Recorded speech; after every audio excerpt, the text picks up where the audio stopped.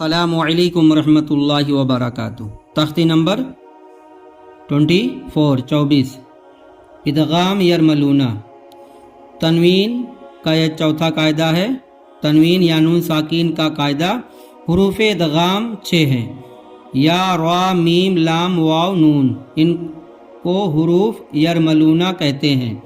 تنوین یا نون ساکین کے بعد حروف یرملونا میں سے کوئی حرف آ جائے تو لام اور را کی صورت میں بغیر گنہ کے ملا کر پڑھیں گے۔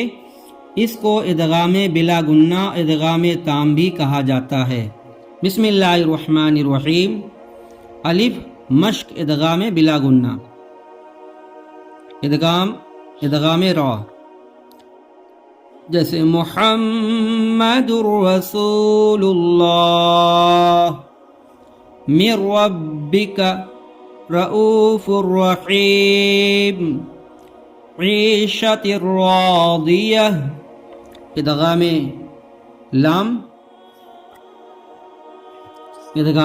لام من لدنہ کل لہ یکن لہ رزقا لکم اف لکم من لبن۔ تنوین یا نون ساکین کے بعد حروف یرملونا میں سے یا واو میم نون دوسرے کلمے میں آوے تو گنہ کے ساتھ ملا کر پڑھیں گے، اس کو ادغام ناقص بھی کہتے ہیں۔